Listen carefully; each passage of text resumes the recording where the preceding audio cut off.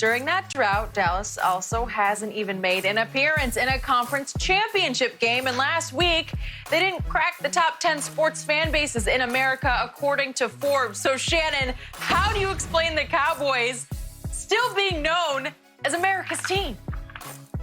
Well, it didn't make sense, and it doesn't make sense. The only thing I can think of is that they're delusional. But I will give them credit, Skip. Their fan base is very loyal. And considering that since they last made a Super Bowl appearance, we've had 21 teams to reach that destination. 13 have won Super Bowls. You got the Patriots have gone 9 times since the Cowboys last went to the Super Bowl. They won 6 of those. The Broncos have gone to 4. So when you look at it, Skip, there's nothing for you to say this is America's team.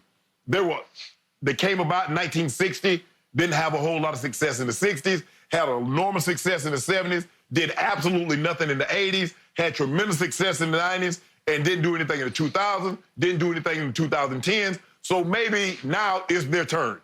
That's the only thing I can think of, because if you look at it, Skip, there's no reason for this fan base to be this devout when they've given them nothing to celebrate in 2 decades, well, a quarter century. I mean, it makes absolutely no sense. You would think it would be the Patriots, but given their history, Spygate, Deflategate, Tom doesn't have really a personality. Bill Belichick doesn't say anything. He's very dismissive. So you can see why because they don't really have, outside of New England, they don't really have anybody that you want to put your arms around and like fully embrace, Skip.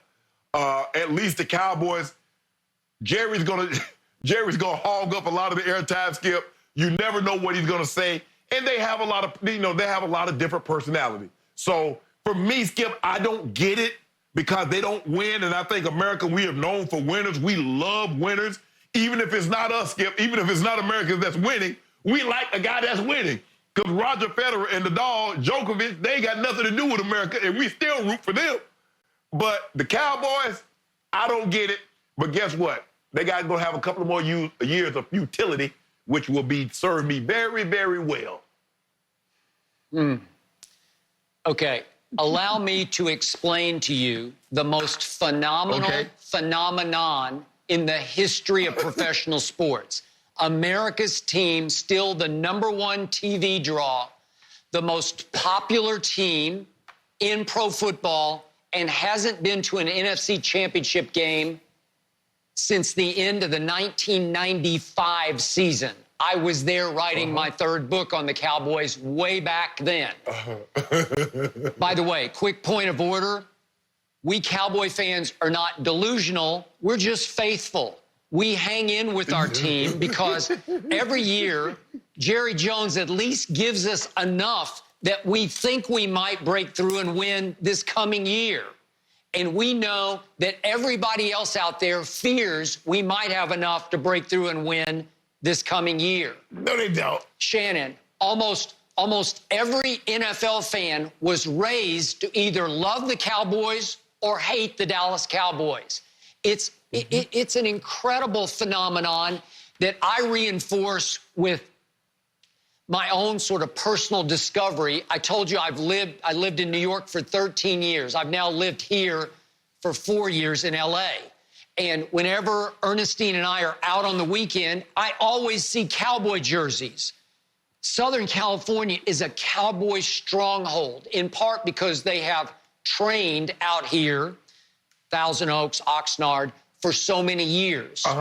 And New York is a Cowboy stronghold for reasons I've never quite been able to figure out, except that, as you can ask Ernestine, as we walked to the movies on a Saturday in New York, down 8th Avenue to 42nd Street, and we saw 88 jerseys or Romo #9 jerseys or whatever it was, I often had conversations with these Cowboy fans.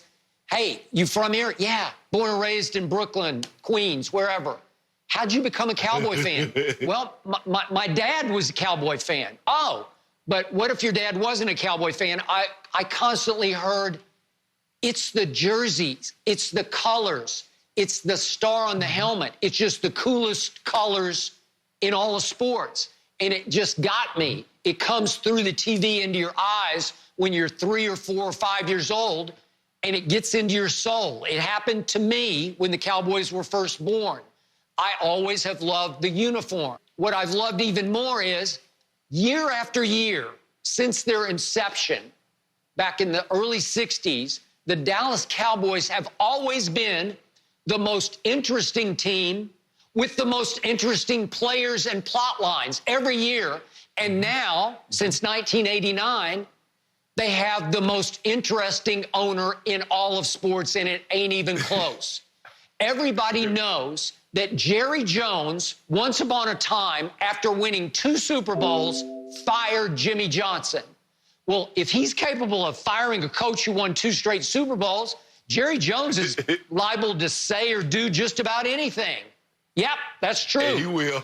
So we're on the edge of our seats. How many days go by here? Not very many, in which we don't talk about Jerry Jones. We're always talking about him because he's always saying or doing something outrageous, pushing the envelope, going over the line, maybe even over the edge. They're just constantly more interesting than any other team. And if you look at the star power they've had over the years, I saw Stephen Jones said in an interview yesterday that the most visited bust in Canton, where you are a Hall of Famer enshrined, the bust in the Hall of Fame that gets the most traffic is Roger Staubach's. Again, to me, he was the greatest Cowboy quarterback. Maybe some of the kids don't even know who he was, but all he did was win the Heisman Trophy at the Naval Academy, go and serve in Vietnam in the war, come back at age 28 and win 2 Super Bowls and barely lose to Terry Bradshaw and the Steelers in 2 more Super Bowls. He was all-time great, but he was Captain America. He was the essence of a pro football superhero, and people still flock to be near that bust. And then you think of Tony Dorsett and Too Tall Jones, and then all of a sudden it's Troy and Emmett and Michael, and then it's Romo to Dez, and now it's Dak and Zeke and Amari and CeeDee Lamb. It's star power.